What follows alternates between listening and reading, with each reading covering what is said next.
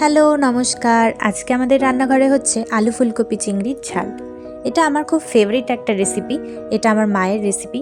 এটা বানানোর জন্য আমাদের লাগবে আলু কুচোনো আছে ডিয়ের মতো করে। ফুলকপিগুলো আগে থেকে ভাপিয়ে ভালো করে জলে ধুয়ে রাখা রয়েছে। এরপর এখানে আছে টমেটো কুচি, পেঁয়াজ কুচি আর কাঁচা লঙ্কা কুচি। ব্যাস এই সমস্ত সবজি দিয়েই হয়ে যাবে। কিছুটা ধনেপাতাও লাগবে, যেটা আমরা পরে দেব। কড়াই কিছুটা সাদা তেল গরম করে তার মধ্যে ফুলকপিগুলো দিয়ে ভালো করে ভাজতে হবে। ফুলকপিগুলো ভালো করে ভাজা হয়ে গেলে এগুলো একটা পাত্রে তুলে রাখতে হবে। ওই কড়াইয়ে খানিকটা সর্ষের তেল দিয়ে তার মধ্যে পেঁয়াজ কুচি দিয়ে অল্প একটু নাড়তে হবে। অল্প একটু নাড়া হয়ে গেলেই তার মধ্যে দিয়ে দিতে হবে আলু।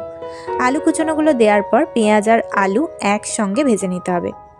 আলু আর পেঁয়াজ ভাজার খুব সুন্দর একটা মিষ্টি গন্ধ বেরোয়, যেটা আমার খুব ভালো লাগে। আলু পেঁয়াজ এখানে ভাজা হয়ে গেছে। এরপর এর মধ্যে দিয়ে দিতে হবে টমেটো কুচি আর কাঁচা লঙ্কা কুচি। তারপর এগুলো একসঙ্গে ভালো করে ভাজতে হবে। এগুলো সমস্ত ভাজা হয়ে গেলে একটা পাত্রে তুলে রাখতে হবে। ওই কড়াই খানিকটা সর্ষের তেল দিয়ে দেওয়া হলো। এর মধ্যে এবার আগে থেকে নুন হলুদ মাখানো চিংড়িগুলো দিয়ে দেওয়া হলো। চিংড়িকে আমরা যদিও মাছ বলি, কিন্তু এটি মাছ নয়, এটা হলো এক ধরনের জলের পোকা বা অমেরুদণ্ডী প্রাণী। চিংড়িগুলো খুব ভালো করে ভেজে নিতে হবে। চিংড়ির কিন্তু বহু গুণ রয়েছে। চিংড়ি মাছে বা চিংড়িতে ক্যালসিয়াম, পটাশিয়াম, সোডিয়াম এই সমস্ত প্রয়োজনীয় মৌলগুলো রয়েছে।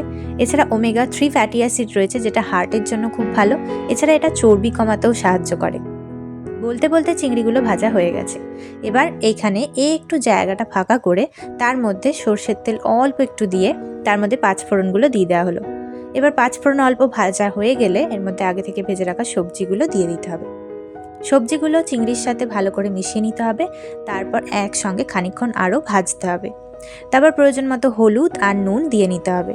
সাথে অল্প একটু লঙ্কার গুঁড়ো দিয়ে ভালো করে এটাকে ভাজতে হবে। বেশ খানিকক্ষণ এটাকে নেড়ে নেড়ে ভাজতে হবে। তারপর ভালো করে কষানো হয়ে গেলে এর মধ্যে দিতে হবে সর্ষে বাটার জল। আগে থেকে সর্ষেটা বেটে রাখা ছিল, যেটা জলে বাটিতে করে গুলে শুধুমাত্র জলটাই চাটনি করে ছেঁকে দিতে হবে। খোসাটা দিলে কিন্তু খুব বাজে লাগবে। শুধুমাত্র বারবার বাটিটা ধুয়ে ধুয়ে শুধু জলটাই দিতে হবে। প্রয়োজন মতো যতটা জল লাগবে দিয়ে এটাকে চাপা দিয়ে সেদ্ধ করতে দিতে হবে। চাপা খুলে খানিকক্ষণ বাদ দেখলাম সেদ্ধ হয়ে গেছে, তাই ওপর থেকে কিছুটা ধনেপাতা কুচি ছড়িয়ে দেওয়া হলো। ধনেপাতা কুচি দিয়ে ভালো করে মিশিয়ে নিতে হবে। ধনেপাতার গন্ধটা এর মধ্যে খুব সুন্দর লাগে। এরপর এর মধ্যে সামান্য চিনি দিতে হবে। চিনি দেয়া হয়ে গেছে। এরপর খানিকক্ষণ আরও ভালো করে এটাকে মিশিয়ে নিতে হবে। এরপর জলটা শুকনো পর্যন্ত অপেক্ষা করতে হবে। অল্প একটুও জল থাকা চলবে না, তাহলে কিন্তু রান্নাটা স্বাদ হবে না। একদম ভালো করে জল শুকনো পর্যন্ত অপেক্ষা করে আরও কিছুক্ষণ ভালো করে নেড়ে নেড়ে ভেজে নিতে হবে। কেউ চাইলে লাস্টে অল্প একটু সর্ষের তেল ছড়িয়ে ভালো করে ভাজতে পারেন, তবে যথেষ্ট তেল ছিল তাই আর তেল দিলাম না। হয়ে গেল আমাদের আলু ফুলকপি চিংড়ির ঝাল। এই রান্নাটা ভাতের সঙ্গে খেতে দুর্দান্ত লাগে। একবার হলেও বাড়িতে অবশ্যই বানিয়ে দেখবেন, আর কমেন্টে লিখে জানাতে ভুলবেন না কেমন লাগলো।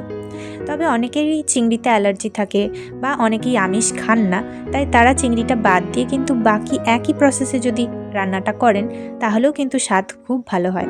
চিংড়ি আর পেঁয়াজটা বাদ দিলে বাকি একই প্রসেসে রান্নাটা করলে কিন্তু সেটা নিরামিষ হয়ে যাবে, আর নিরামিষভাবে খেতেও কিন্তু এই রান্নাটা খুব ভালো লাগে। তাই যেভাবেই হোক একবার বানিয়ে অবশ্যই দেখবেন।